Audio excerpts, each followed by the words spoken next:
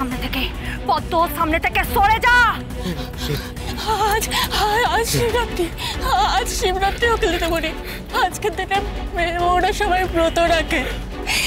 আজ রাতে তুমি আমার শীতে মুছে দিও না প্লিজ, মুছে দিও না। আমি জানি ও অন্যায় করেছে, ও অপরাধ করেছে, আমি জানি। একটা সুযোগ আরেকটা সুযোগ দাও। তোকে বলছি তুই সামনে থেকে সরে যা, সরে যা।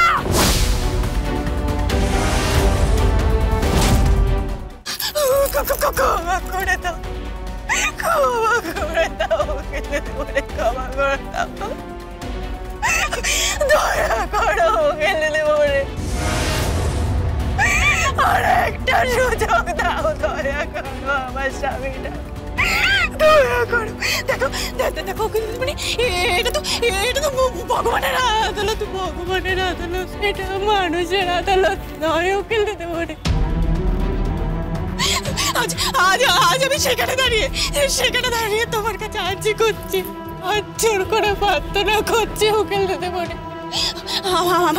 আমার স্বামীকে একটা সুযোগ দাও, ও আর কোনো অপরাধ করবে না, বলো আর কোনো অপরাধ করবে না।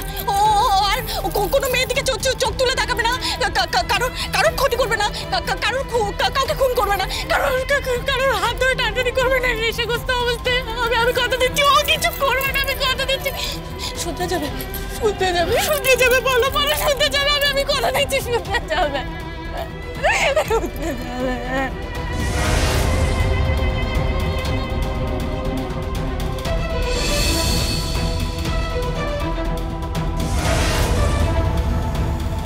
গীতা বৌদি, তুমি ঠিক আছো তো? গীতা বৌদি, তুমি চলো।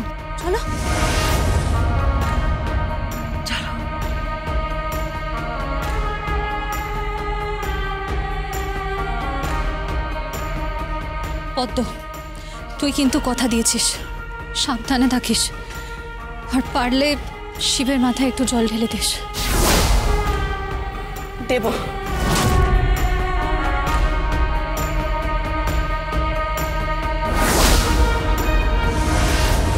আমি কখনো যা কল্পনা করিনি আজ তাই করব।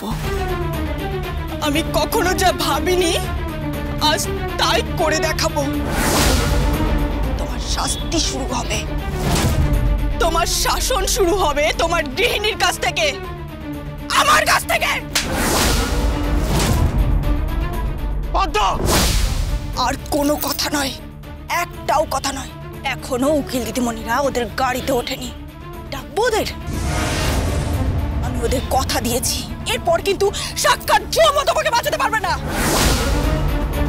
চলো এখান থেকে, এসো।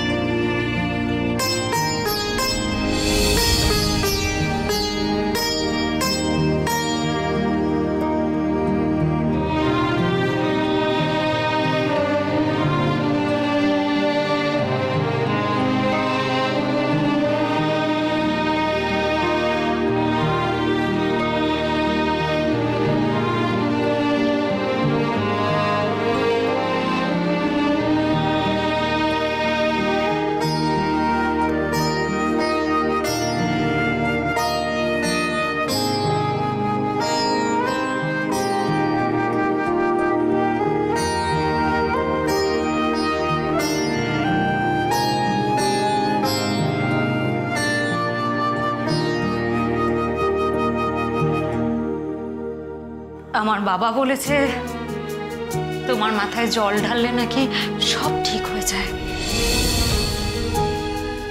স্বামী নাকি ভালোবাসে,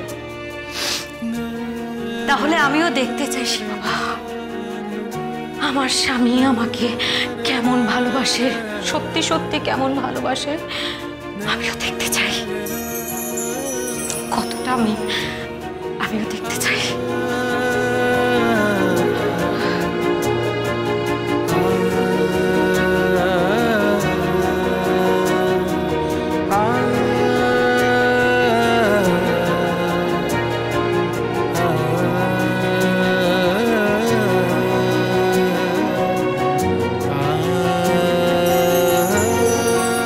মনে হচ্ছে যে শিবরাত্রিতে শিবের মাথায় জল ঢেলে এলো। ওর জন্য শিবের মাথায় জল ঢালার টাইম আমার কাছে নেই। দাদা দেখে এসেছে নিজের চোখে, শিবের মাথায় দাদার জন্য জল ঢেলেছে।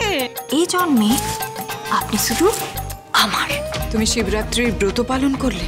আপনি কি আমাকে ফলো করছিলেন নাকি? হ্যাঁ, আজ তুমি যার মঙ্গল কামনার জন্য মহাদেবের মাথায় জল ঢেলেছ, আমিও ঠিক তার মঙ্গল কামনার জন্য সারা দিন উপোস করে মহাদেবের মাথায় জল ঢেলেছি। Gita LLB, Gita LLB।